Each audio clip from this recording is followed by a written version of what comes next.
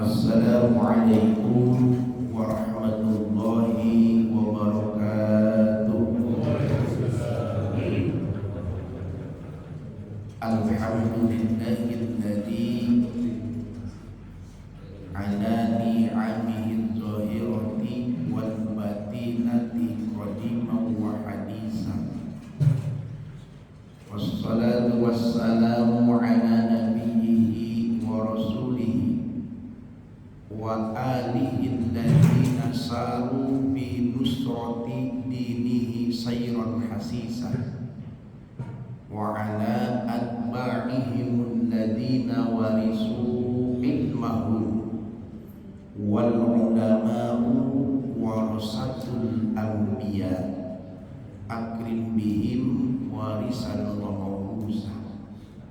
Amma ba'du, fa ya ibadallah ittaqullaha haqqa tuqatih wa la tamutunna illa wa antum muslimun.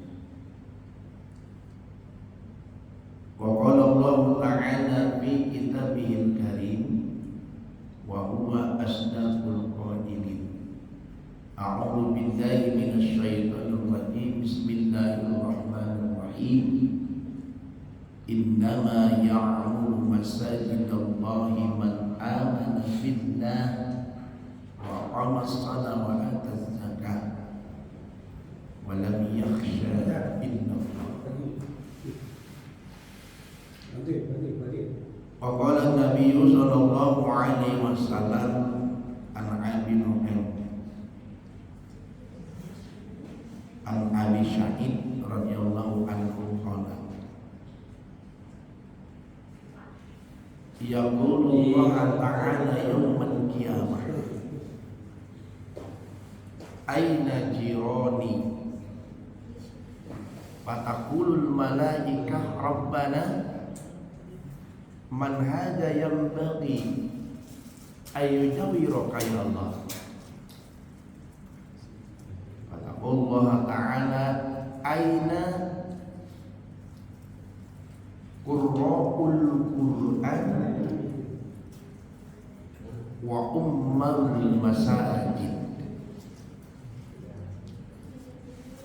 Puji syukur kita kepada Allah Subhanahu wa ta'ala atas segala limpahan rahmat dan nikmatnya kepada kita semua. Nikmat yang tiada terhingga ini, nikmat yang luar biasa.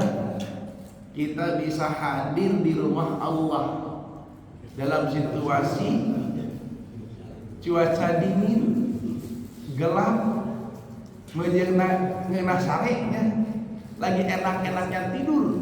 Ini Pak, kenapa? Biasanya subuhnya jam 4:30, betul? Jam 4.40, sekarang jam 4:04. Ini sedang-sedangnya ujian berat. Tetapi memang kita oleh Allah Subhanahu wa ta'ala telah dipilih dan ditakdirkan untuk jadi hamba-hamba yang takwa kepada Allah Subhanahu wa ta'ala. Sehingga di tengah-tengah kepulasan mereka, di tengah-tengah kemalasan orang-orang, kita justru kaki kita dilangkahkan untuk menuju kebaikan, apalagi ini waktu subuh. Dalam Al-Quran jelas Allah telah menggariskan dalam surat Al-Isra bahwa di waktu subuh inilah doa-doa kita, hajat-hajat kita, kebutuhan-kebutuhan kita akan dikabulkan oleh Allah Subhanahu wa ta'ala. Bahkan Rasulullah Muhammad sallallahu alaihi wasallam dalam hadisnya ketika bertanya, seandainya kita tanya orang yang kaya itu siapa? Bukan orang yang banyak harta, bukan orang yang menumpuk harta di mana-mana, tetapi rakaataini min salatul fajri khairum minad dunya wa ma fiha. 2 rakaat sebelum subuh. Bimakna ini ada sholat fajar, Adwe wa'id sholat qobliyah subuh sama aja. 2 rakaat sebelum subuh. Ini pahalanya lebih bagus, lebih hebat dari dunia dan seisinya. Cuman terkadang kan ada kita mah gini Pak ya. Terkadang kita memaknai kaya itu ketika orang banyak duit, mobilnya banyak, gitu kan? Itu kan secara lahirnya wajar. Materi yang jadi ukuran wajar. Tetapi alangkah lebih hebatnya ketika materi itu dibawa untuk ibadah kepada Allah Subhanahu wa taala. Untung mah dia sudah kaya dunia, tetapi juga dia kaya ibadah untuk di akhirat. Amin ya rabbal alamin. Yang rugi ini Pak, udah mah gak kaya di dunia, udah mah kita udah mah kita gak punya apa-apa di dunia setelah akhirnya. Batinnya juga kaya. Udah harinya batinnya kaya, apalagi gak kaya, ibadahnya pun gitu-gitu aja. Makanya gini Pak, maaf ya Pak, ini waktu ini bentar Pak ya, insya Allah ini lain kaidah ya mereka. Karena ini mepet dengan acara sana habis ini juga ada acara. Ketika kita berpikir ya Allah ya Rabb, apakah aku bisa untuk seperti orang-orang jadi orang kaya? Mereka banyak duit, mereka banyak harta, mereka banyak segalanya.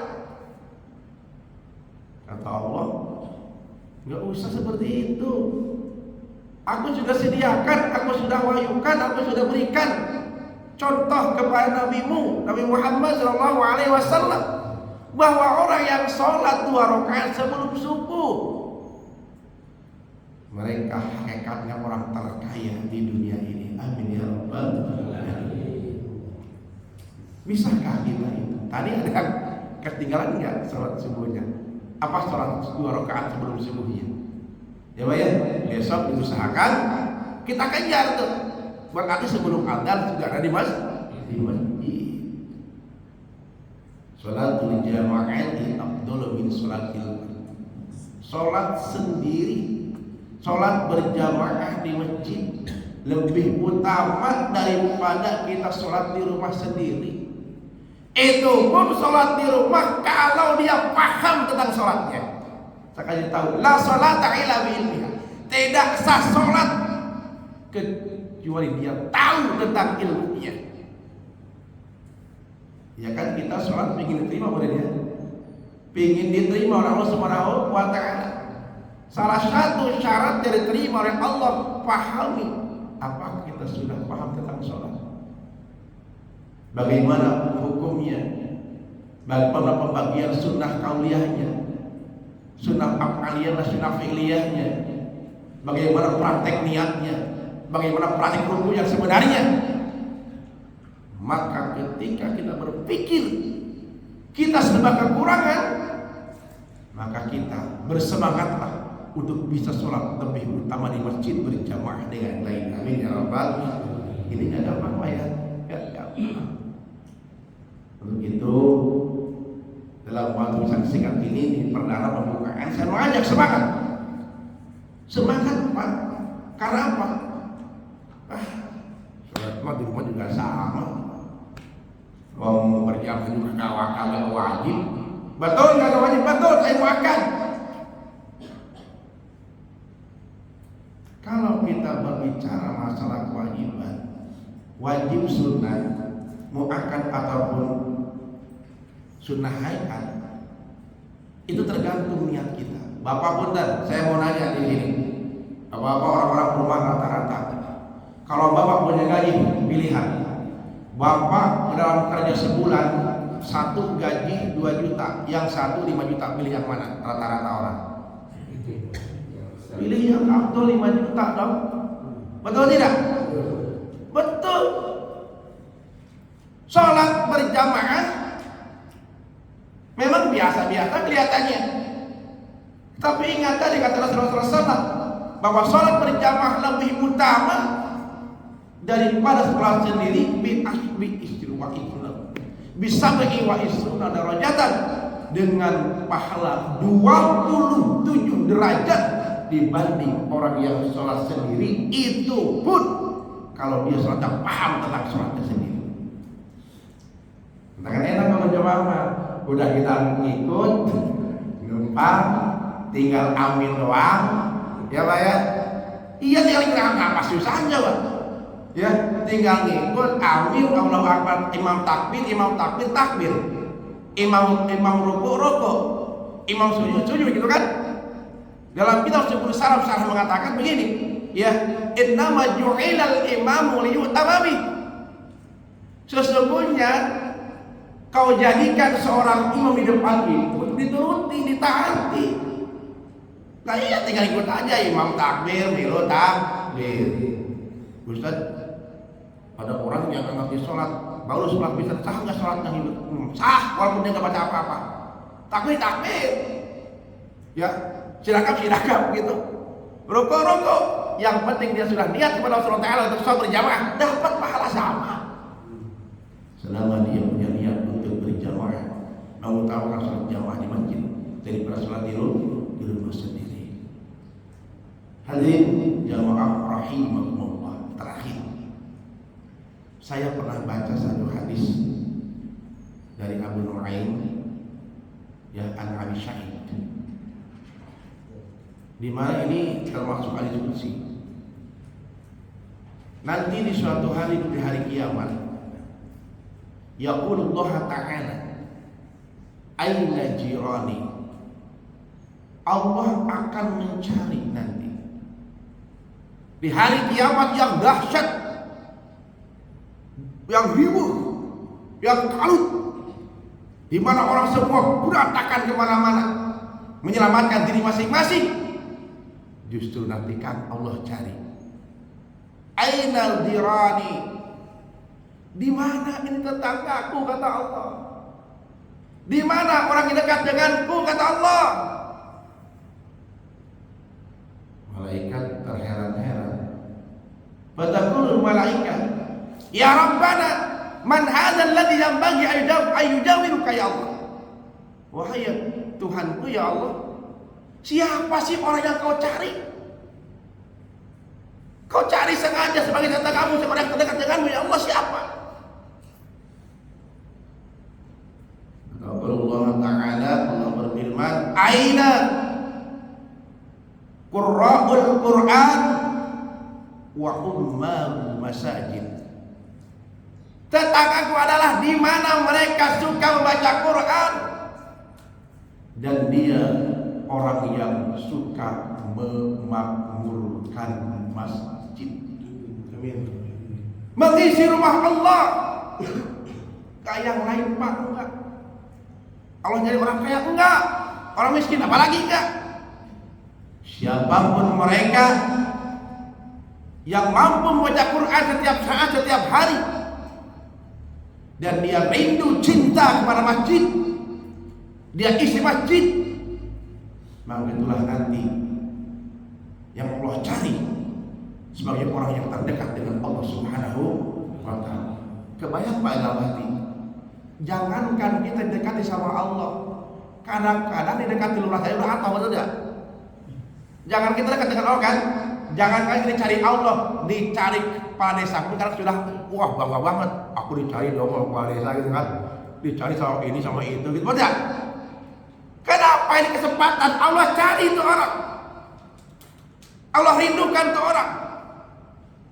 Di hari kiamat nanti orang-orang itulah yang akan Allah selamatkan terlebih dahulu dekat dengan Allah Subhanahu wa Ta'ala. Amin ya rabbal alamin. Mudah-mudahan Bapak-bapak kita semua yang hadir pada hari ini, hadir pada subuh kali ini, termasuk orang-orang yang mampu membaca Al-Quran setiap hari, yang mampu mengisi rumah Allah Subhanahu wa Ta'ala dengan niatan semua kita terikat dalam satu ikatan, yaitu orang-orang yang dekat dengan Allah Subhanahu wa Ta'ala. Amin ya rabbal alamin. Pak, itu kan aja untuk kelihatan ya. Terima kasih, mohon maaf 12 menit baik gak kerasa. Saya mohon maaf lahir batin bila ada kekurangan kesalahan. Insyaallah lain waktu mungkin bisa bertemu Ustaz ya. Saya salam dari Lembaga Dakwah Strategis. Walaupun sudah ada kegiatan di sini Pak ya, tetap kegiatan LDS yang sudah terfokus, yang sudah terjadwal, tolong Bapak juga yang sempat bisa ikut dengan kami gitu ya. Insyaallah. Subhanaka Allahumma wa bihamdika asyhadu an la ilaha illa anta astaghfiruka wa atubu ilaik. Billahi taufiq wal hidayah wa a'udzu minkum. Wassalamu alaikum warahmatullahi wabarakatuh. Waalaikumsalam.